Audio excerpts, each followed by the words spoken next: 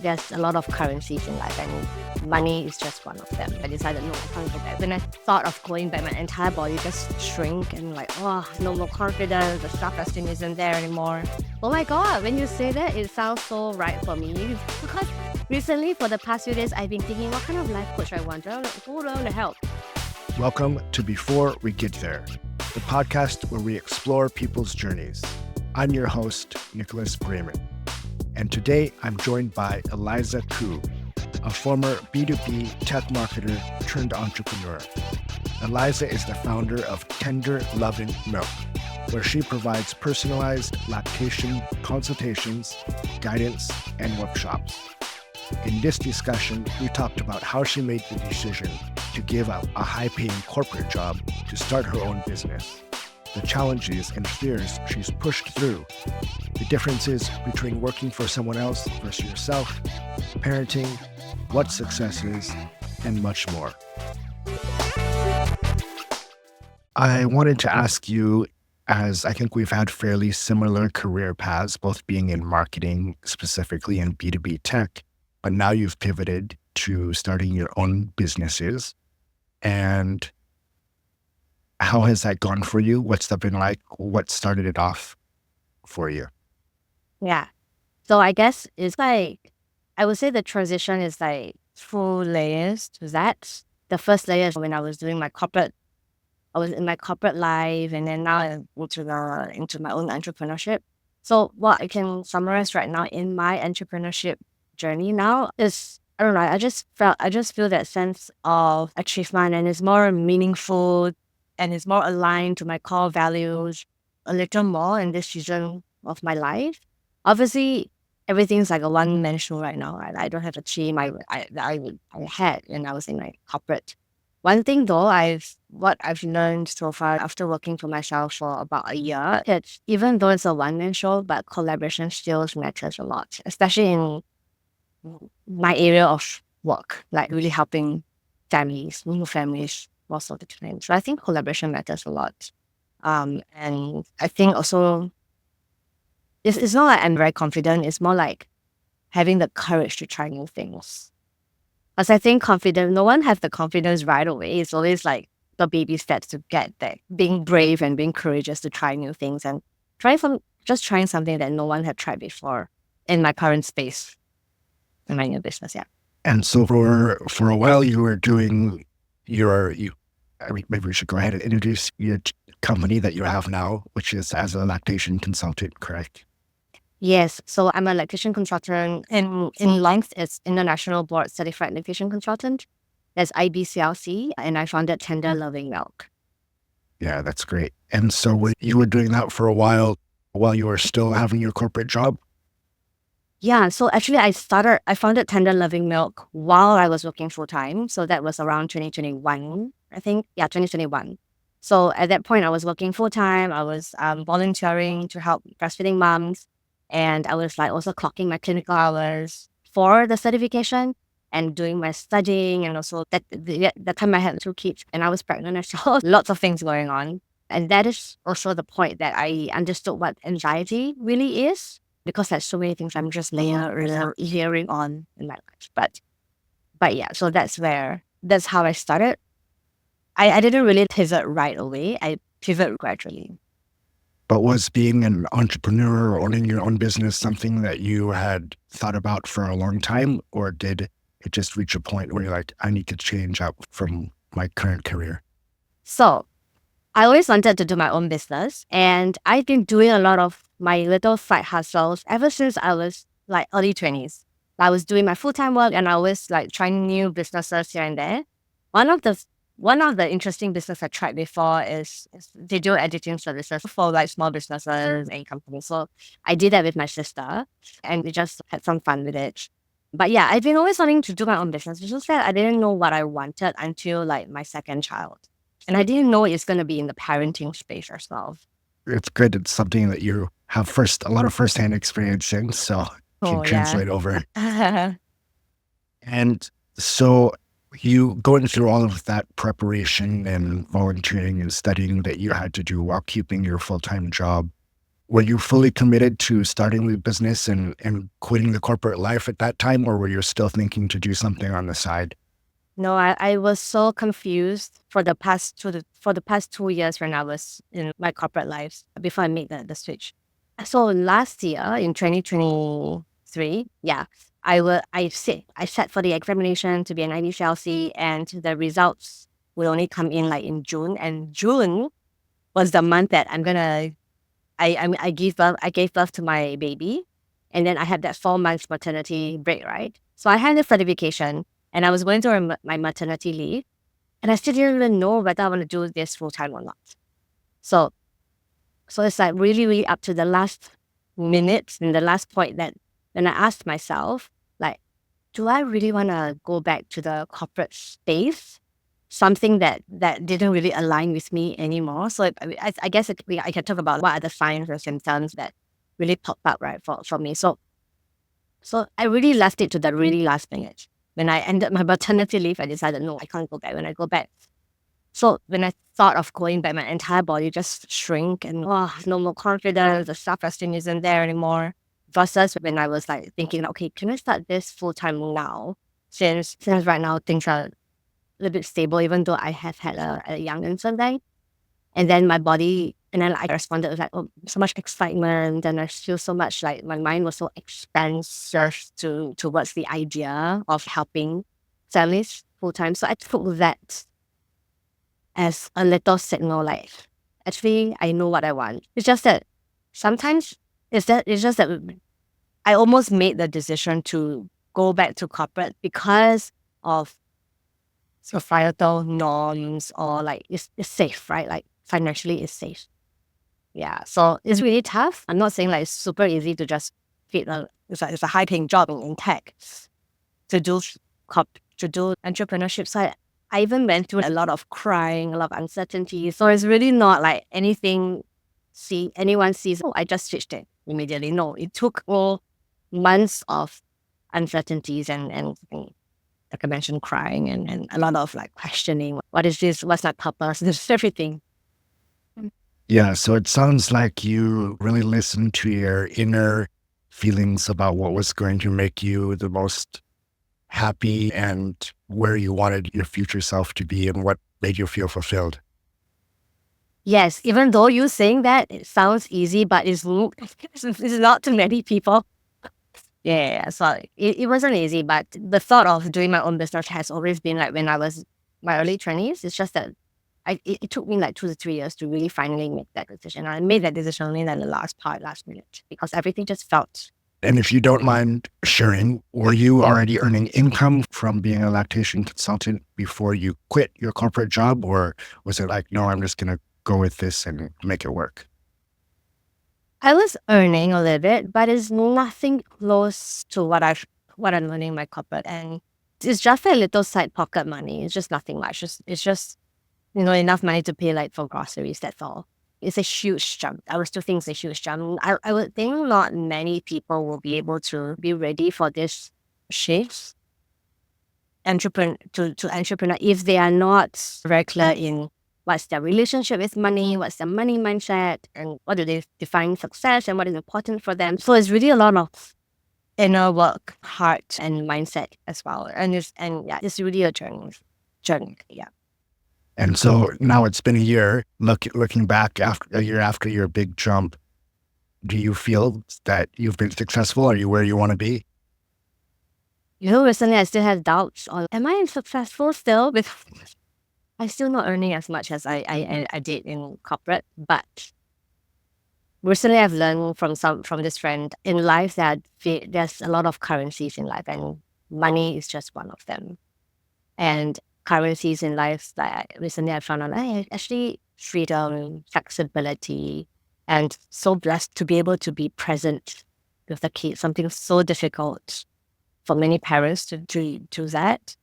On the surface, I look successful, but there's always up and down internally on the back, behind the scenes. Like sometimes I still doubt myself, but sometimes it's just like stories I'm telling myself in my head that may not be true. But overall, yeah, more fulfilling, happier, and I don't know. I feel like I can make a more difference and purpose.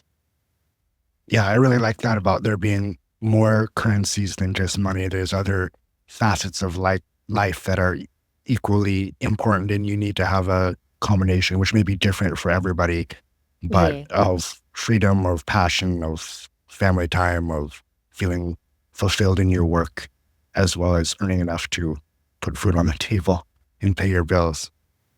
So when you have those moments of doubt or thinking, did I make the right choice? How do you push through those and how do you work through them? Whoa, okay. First is the community of moms that I've actually, they are very generous with their thoughts and feelings towards me when I help them or I help them to achieve their own personal breastfeeding goals. And they always came back and tell me how much I've helped them. And that is the driver, that factor that, oh my God, okay, I make a difference in someone's life. So that was the one that put. So that factor pushed me. And I think also family support, especially my husband. Oh my God, he's so supportive in my journey to be an entrepreneur. Though he also went through a couple of this serious discussion with me because to him, he wants to be able to support me in my dreams, but he also want to make sure that he is able to support the families, keeping afloat and everything. So yeah, we have had to have difficult conversations, but just so to assure him in what I want to do, and he sees potential in my business. It's just like And so do you have goals or a place in mind that you want to get to in 3 years and 5 years that you then will feel, oh, now I'm successful. Now maybe hiring more people, earning a certain amount of income, building your business to a certain stage? Or are you like more going with the flow and seeing what happens? the old me would have told you, well, this is what I want. I want to build, I want to expand my business, hiring so many people. But now the new is really the present, the here and the now. As long as of course, I will have like some plans and strategy and everything, but as long as whatever that I'm progressing with my certain activities and projects that excites me and lights me up, somehow the path just lays for me moving forward. I used to plan my life in Excel sheets back then when I was like in my early 20s, like this age I need to be doing this and everything. It's good as a guideline, but I know like sometimes if I were to obsess over like certain achievements and put so much attachment in the outcome and in the process of it all, I can really enjoy it and losing myself. I don't think that's worth it. Right now back, I don't think that's worth it. So yeah, now things are going good. At the most, I'm just gonna see how can I expand my business to help more families, maybe even beyond breastfeeding. Like recently, I have this like baby sign language webinar to teach parents on baby sign language, and it's nothing to do with breastfeeding. And there are so many signups for that. So parents right now at this era, they're so willing to learn different things. And I know in the parenting world, there's so many to learn just for one child. But yeah, I think I can expand more beyond breastfeeding, but the main focus is going to be breastfeeding. So on those spreadsheets from your early 20s, was quitting your nice B Tech marketing job and becoming a lactation consultant in any of those sheets? No, none. I think that list stopped at 26 years old. I was basically like, oh, I'm going to get married, have kids. Just work a full-time job. That's all. So going back to more kind of the business side of things, I think we experience in our corporate jobs as well, when you have a small team or when you work in a startup and you're growing, that there's always more you feel you could be doing, or you need to figure out how to prioritize what's most important based on the resources you have, what's going to have the most impact. I would imagine being an entrepreneur, that's even more, especially with your experience coming from marketing, you probably have tons of ideas of what to do, but you are doing it all by yourself. So how do you balance your time? Do you ever feel that you're not doing enough? What's that like? Yeah. This is depends on what's that context and background in space that the people are from. So for me, I've been leading and building marketing teams. And this means that I wasn't hands-on for the last couple of years.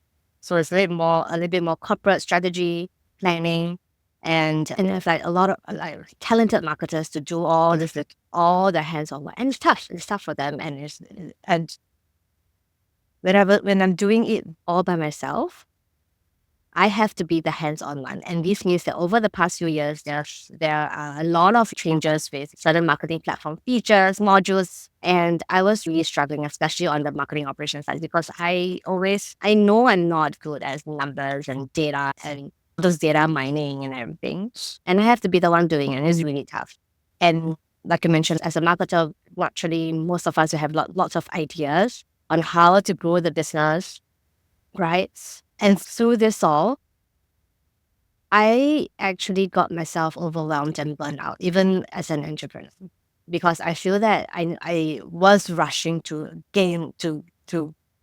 increase my income and help more families and adding too much on my plate without knowing whether is this going to be successful or not, just keep adding on and adding on. And I have a burnout and I have that whole little panic attack here and there because too many things actually been struggling. So what helped me is one of my life coach actually told me this analogy, which is the parking lot analogy. So we have so many ideas, so many things that we want to do and feel that we need to do, right? So think of this as one idea, one car. And you have all these cars that you have. You can just park it in your parking lot. And you can just, and every day you can just go in the parking lot and just drive one car out. The next day, you feel like driving the other car, which is going to do another idea. You just go and drive the other car. So your ideas won't go missing. Your ideas just going to be there in your parking lot. It's just that at that point, at a certain point, I feel that if I can manage certain things, I will just focus on that thing and just go drive with it and then go back into it. It's tough at first because if you're into like this whole human design and everything, I am someone that do a lot of things at the same time. And it's something that I really have to learn the hard way. So sometimes as humans, multitasking may not be really multitasking, we're just task switching. And that is really not productive if you think about it. Yeah. So thinking about anxiety and stress, do you feel you had more during working for a corporation or more being an entrepreneur? It started when I was in corporate. And I didn't know that it was anxiety back then. But it's just this alert signals that my body has been telling me, like, my life right now, whatever I'm doing is not aligned with what I truly want. So it is more during my corporate life. Yeah. The parking lot analogy is a great analogy. And you mentioned a life coach. I've never worked with a life coach before. What's that process like and how does it help you? Yeah, so life coaching essentially is really guiding people to challenge their thoughts and find ways to transform their mindset to be even more high functioning and help them to go towards their goals, towards whatever goals that they want. So the difference with for example, like therapies and life coaching, therapy is more like healing the past. This is something that I learned from my life coach back then. Therapy is more like healing the past. Life coaching is more like future focused. Yeah. And there are like blocks that may stop you, as in like there are blocks that may hinder you from moving where you want to go. Like for example, many people do have self-doubt or imposter syndrome or like all this. People may not realize, but they may benefit from like life coaching to really crumble all these blocks down to be able to move past it. Not move past it, but to really embrace and acknowledge and find ways to really move towards their goals. But they have to first identify what are their blocks, and life coaching can be there to help them with. Oh, that's great. So going back to, you mentioned previously that your circle of mothers that you're working with has been so supportive of you, as well as that time when you were deciding whether or not to become a full-time entrepreneur. One of your goals or things that, made you feel passionate when you thought about is to help families. Can you expand on that a little bit more? What is it about? You obviously have a very beautiful family with the three kids and your husband, but what is it about working with other families and helping them with some of their issues that is fulfilling to you? Yeah, I stepped in to help them from a breastfeeding support perspective. And the amazing thing about that is because I'm there to help them in the most vulnerable stage of their life, which is usually the first few months, right? And this is the point that I learned a lot from the families that I help because, firstly, I do see families with very supportive husbands. They want to be there to support their wife. Sometimes they may not know how. So I'm there also helping the dads to coach them like, hey, this is the certain things that you can help your wife. And I don't know, like this just gives me a lot of because I don't only help the mom, I help the husband to know what to do to help his wife. And that is a lot because moms going through freshly in their postpartum, they're going through a lot of physical recovery and then this whole emotional changes. And some moms, they also go through a lot of identity, like questioning the identity. Oh my God, suddenly I'm a mom. Am I really super ready for it? So that excites me a lot because I'm able to be there to help the dads too. And to even not only the dads, but also other family members. Sometimes the grandparents will be like listening in and everything. And it's not to contradict anybody. It's more, telling them like, not telling them, like just sharing with them the pros and cons of certain breastfeeding decisions or anything, and it's up to them to decide. Yeah. And No, that's great. For me, being a fairly new dad, 2 years old now, I that you mentioned earlier that you're someone who's, I think you said you always wanted to be a mom and have a big family. And for me, that wasn't the case. I've always gotten along well with kids. I've always enjoyed being around. I would be the uncle running around with all the nieces and nephews and cousins and things at family gatherings. But I never had a super strong desire to, I want to make sure I have a big family when after I get married and that sort of thing. So we actually waited until fairly late in our lives, relatively speaking, to have our kid a couple of years ago. But first of all, I've found that it's the best thing that's ever happened to me. I love being a father. But I also realized I had no idea about pregnancy, no idea about breastfeeding and everything else that goes along with it. We did our training, we did some classes and that sort of thing, which was helpful. But now looking back, I realized that the time during pregnancy is the scariest part as a dad, where you have, I guess somewhat as a mom too, where you have no control over what's happening and you just have to wait. You can only support emotionally and with things relatively to make the mom comfortable and prepared. But compared to after the baby come out, I can get hands-on and change diapers and do feedings and put the baby to sleep and all these sort of things. But it's the part before that where I felt a bit helpless. Have you heard other dads talk about that kind of thing? you're definitely not alone, which is why just now you mentioned you join classes and everything. My heart light up like, oh my God, yes. As in like joining classes sometimes assure dads a little bit more because of the knowledge and being educated on what to expect. So nowadays, I just want to applaud you there. Like joining classes, yes, that's good. But yes, there are dads that like I shared earlier on, dads now like modern families, right? They are always very keen to their wives, their partners. Sometimes they just don't know how. And attending classes is one thing.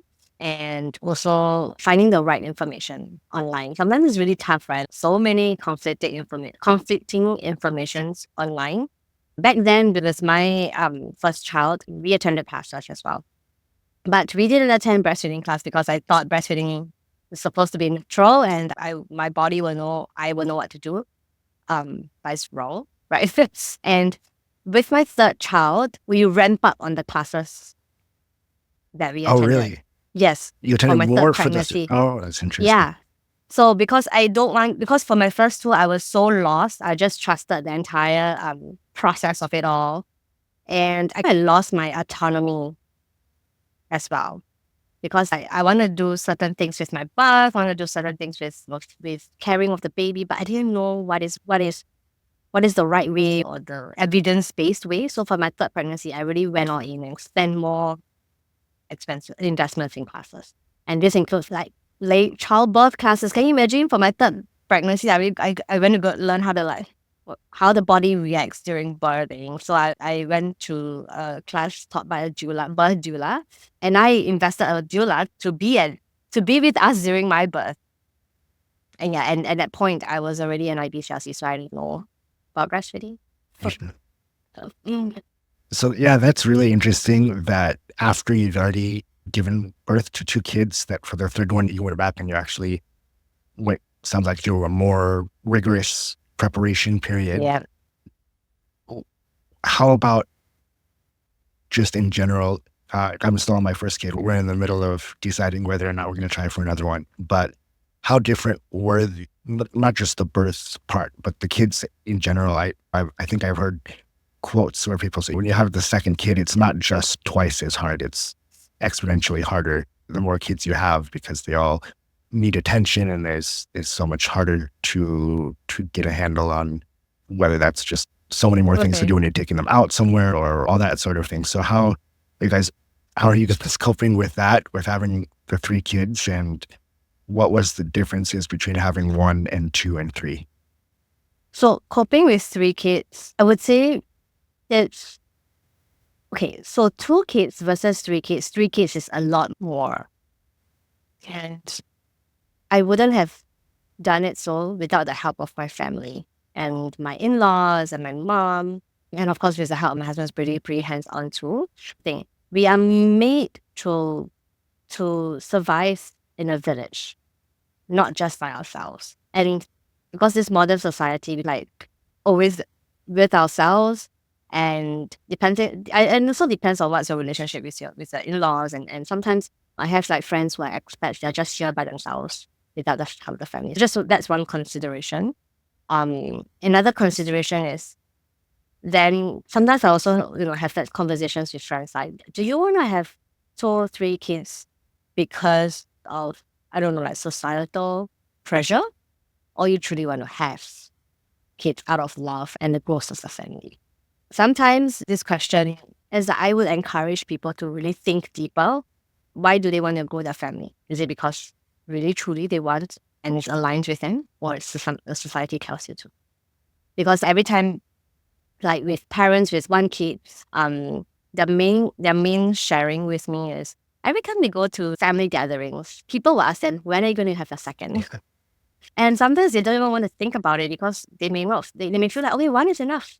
And some people, they're like, oh yeah, they really, really want a second. So listen to what your body is telling you and what your instinctive reply is, instead of what others should tell you. Actually, I think you just made me have a revelation when you said, do you want to have a second kid because of love? And I never thought about it that way before. And I realized I love my daughter so much, and seeing her grow up so far these 2 years has been so amazing. Why wouldn't I, if it can be done again, why wouldn't I want to do it? So thank you for... Oh my God, you got your answer. Oh my gosh, I'm happy for you. So then you have been running the business. Your oldest one is in school already. Yes, 6 years old. Yeah. Yeah. And so then your middle one is in kindergarten. Nursery. Okay. Yeah. And you're home with your youngest one. How do you structure your day and your work so that you actually carve out time to work? Yeah, so my life got a little bit more stable after my kid turns 6 months old. Then that's when I really ramp up my appointments outside. And I made sure not to go through the rat race again by rushing through the rush hour every morning. So I set the start time of my day to be like 10 a.m. or 11 a.m. sometimes, just to not do the rush morning hours. And at that point, my 2 older kids will have already been in school, and I have help at home with my third child. So I have a helper, and sometimes my mother kid will come by to help as well. So yeah, I'm just blessed with good support at home. And yeah, so I dictate my working hours like from 10 a.m. and all the way to like late afternoon. to go out and help one. So yeah, there's some structure. And one mistake that I did last time was like because I was so bogged down, like I'm like my own boss. I need money every day, right? Like I need appointments every day. I need to reach for appointments, and then I got burned out. So one that was the mistake. Working Mondays to Fridays outside, helping families, and it's actually a laborious job because I'll be like bending down, helping with moms with breastfeeding, carrying babies. Is actually quite tiring on my back. And I decided to have one day work from home. Mm. And that helped me a lot. I could clear a lot of my admin stuff, my social media marketing, and yeah, just sit down one day, work from home. And I think entrepreneurs, like other people with like their own businesses, setting aside time to do what matters most can be helpful instead of like, why do you want to leave your corporate job who's just like sucking you dry, and then you're going to your own business and you're like layering on more stress for yourself? What is that difference then? Like, why you make that shift if you're going to like want to care for yourself in that sense?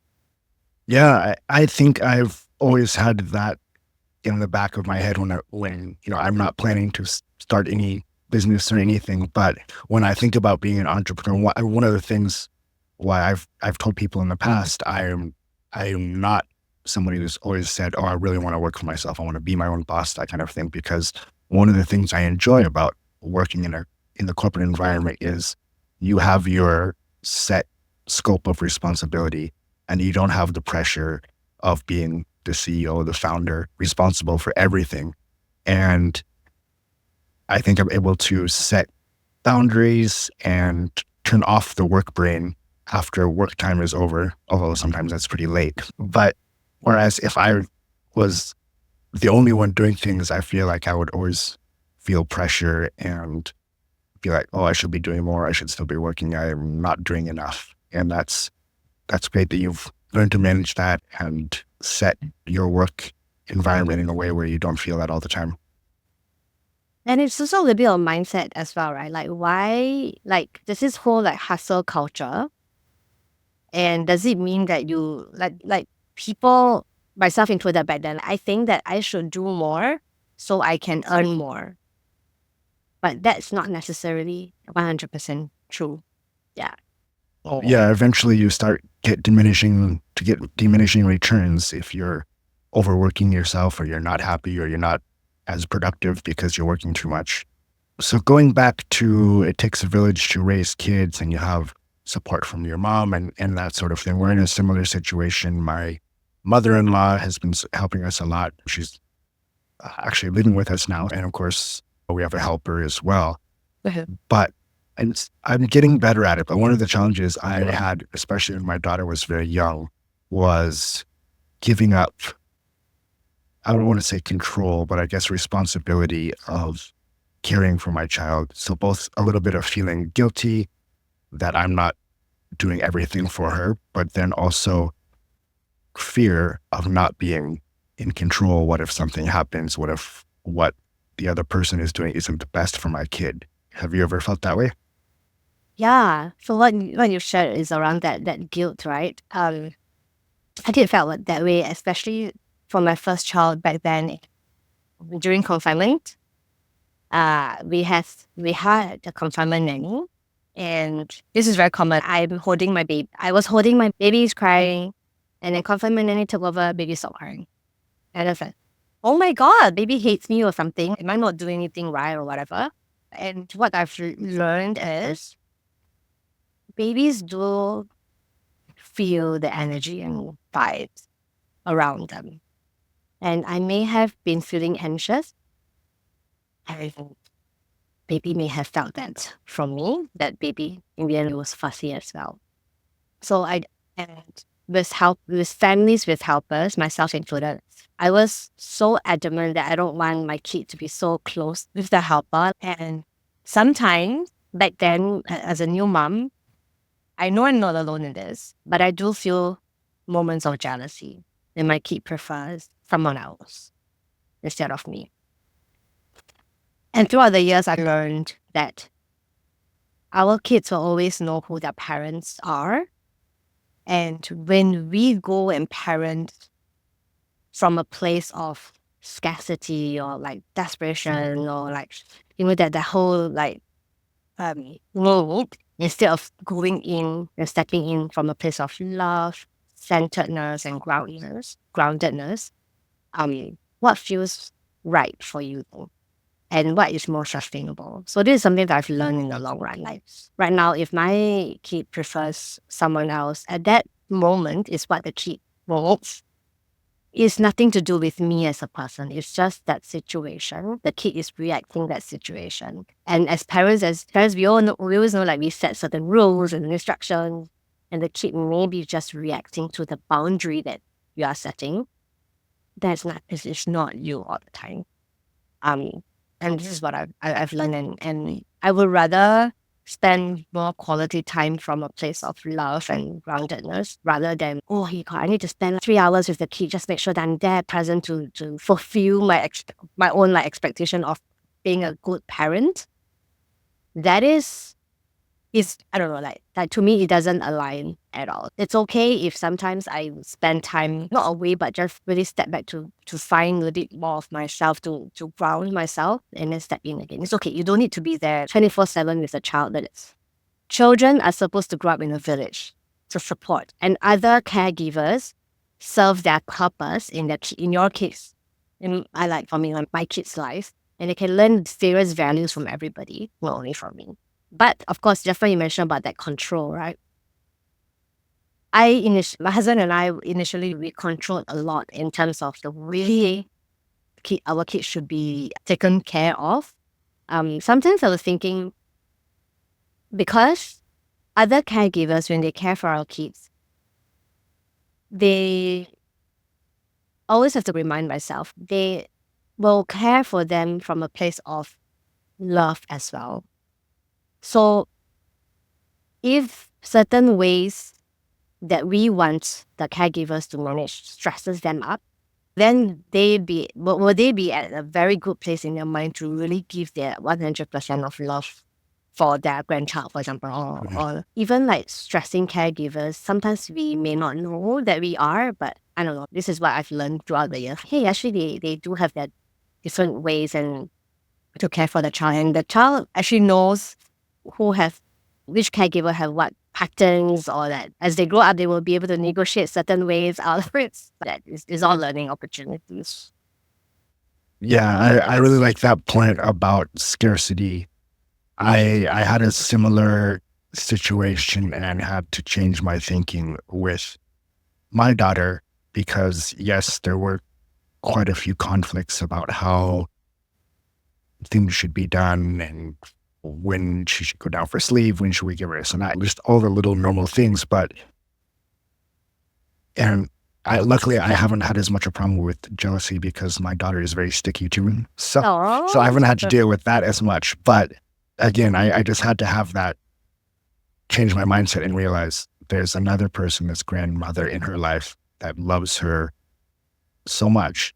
And the benefit of that far outweighs any of the small little things that maybe bug you or bug me or aren't exactly the way I would do things. But it's a great thing that she has another person, not just her two parents that are with her basically every day, taking care of her.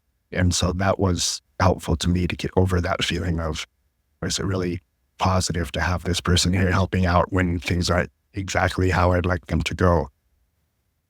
But then on the other hand, I think especially with grandparents, it can be quite challenging. They're a different generation. The way of parenting was a lot different back then. Have you had any challenges with that, and how have you dealt with them?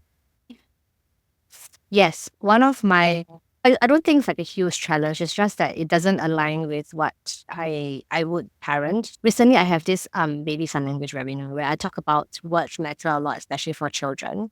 And my stance is to don't easily say out, be careful to them, because the words be careful may not necessarily be truly helpful for toddlers, because they won't know, be careful of what, is the sky falling, or because they're just like playing or climbing around, right?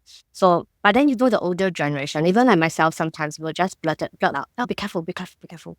So this is just one little small ways I can think of that that doesn't align with me. But it doesn't mean that I don't know when to like confront the grandparents to do that, because they do it out of love, even like telling kids not to run and everything, but kids are made to explore and run around. But it's out of love, and it also depends, right? Like sometimes I counsel some mothers, if they find that certain boundaries that is put out is being like set over, you as a parent have the rights, even though it's very difficult, especially in Asian families, right? The parent have the right to explain what that boundary is. Oh. Whether the other person takes it or is you have no control, but even saying out what your boundary is sometimes can be very challenging for parents with this type of conversation with grandparents.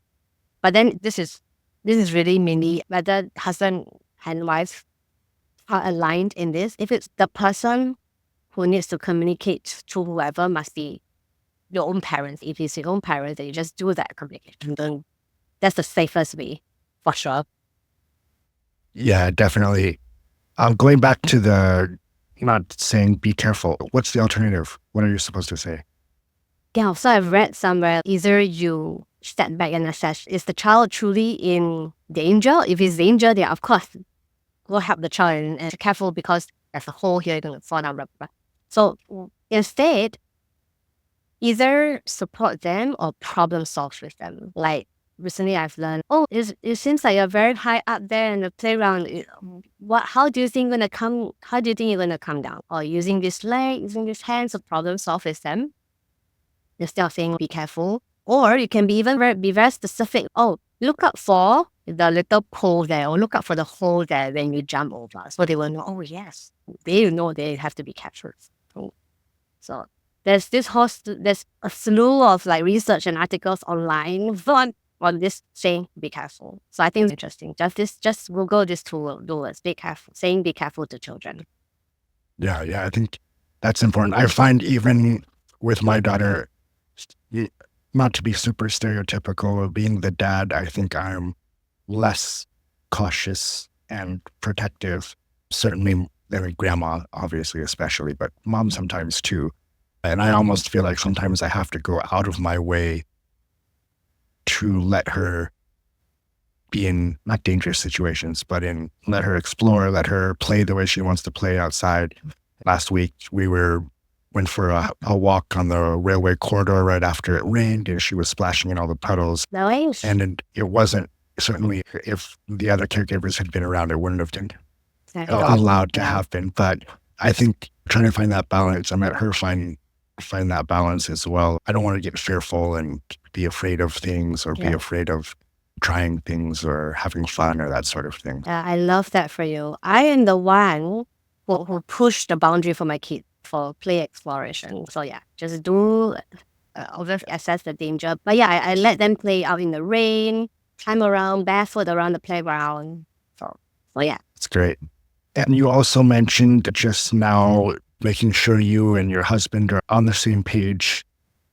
Now, having a lot more years of experience parenting than me, you have like formal discussions about what decision or what way we want our kids to be parented, or is it just natural and you guys are a great team, so you usually already know what the other one wants? For those who know both of us, we bicker a lot. It's not like huge arguments or whatever, but we bicker a lot, and we learn from there we learn each other's style and like mindset or even perspective. I would say that's better than not even communicating at all with partners. And it varies from couples to couples, right? So for us, we learn through bickering, and I'm not saying that throughout the years we have had everything was very smooth. No, we do have like our ups and downs, especially when it comes to parenting styles. When our little baby goes to like toddler, and then toddler, there's so much difference on newborn parenting. So newborn parenting and toddler parenting is really very different. And what I see, not personally for me as well, what I see many parents do suddenly find that, hey, there's some differences in parenting styles out of a sudden when the kid start becoming toddlers. And this is a time that if if he can communicate, but otherwise, like me and my husband, we just bicker our way through. Not bicker our way through, but still willing to learn what is best for our child. So that's like healthy bickering. Yeah, I would think so. Though in the midst of it, I really hated the situation. Yeah, but I think it really helped us. At least we air it out. I'm not encouraging everyone to quarrel non-stop, but that seems to be our style. But I'm curious, how do you do that and not let it escalate to the point where it's more than bickering? I was saying it's also like respect for each other. Yeah. And because so firstly is respect for each other. So obviously no name calling or whatever. That's our personal attacks already. And then next is, I know based on my experience with working with therapists and everything for like in my line of work, like I do need to know the therapist and who are the therapists, but just conversations with them, the repair work is really important. And I guess I have a higher ego than my husband. So my husband is the one who's always willing to do the repair work first. And this is something that I'm still learning. I find that helps a lot. Like, especially both parties are willing to repair, and then it's really tough, but to drop the ego, because ego shouldn't be like running our lives. It's more like out of love. Love should be running our lives, not the ego. So this is something I'm also learning. But my husband is always there to do the repair, and I'm glad about him that way. Yeah. But okay, so now let's talk a little bit about moving forward. What will success look like for you in the future? So you've made this big career change, you have this a healthy, thriving family. What is on your mind to accomplish in your future?